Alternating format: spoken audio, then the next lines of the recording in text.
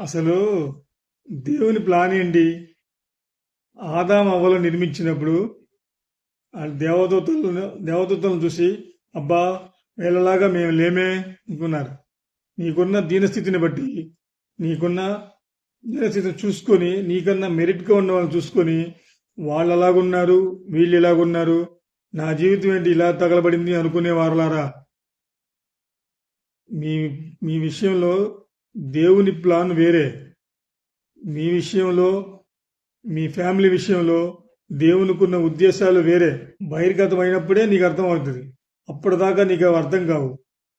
నువ్వు అనుకుంటావు నేను బురదలో ఉన్నానని, నువ్వు అనుకుంటావు నన్ను నల్లమప్పు కమ్మేసిందని, నువ్వు అనుకుంటావు నేను ఎందుకు పనికిరానని, నువ్వు అనుకుంటావు నేనేంటి ఇలా ఉన్నానని, నేను ఎందుకు ఇలా ఉన్నానని.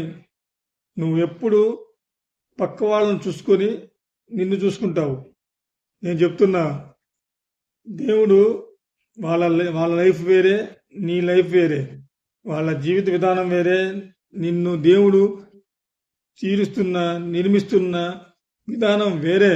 అసలు ఆదాము అవ్వల విషయంలో దేవుడి ఉద్దేశం వేరే. వాళ్ళు కనీసం 2 రెక్కల దేవదూతల్లాగా లేకపోతేమే, కనీసం 6 రెక్కల దేవదూతల్లాగా లేకపోతేమే, మరి ఇట్లాంటి శరీరం కలిగి ఉన్నామేంటి అని వాళ్ళకున్న దీనస్థితిని బట్టి వాళ్ళు ఫీల్ అయ్యారు. అసలు దేవుడి ఉద్దేశం ఏంటో తెలుసా వాళ్ళ విషయంలో?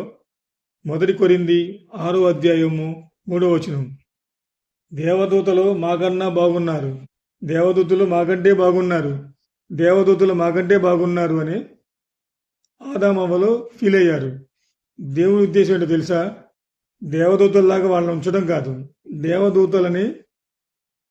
దేవదూతల్ని వాళ్ళు ఏలేలాగా ఉంచాలనేది ఆయన ప్లాను.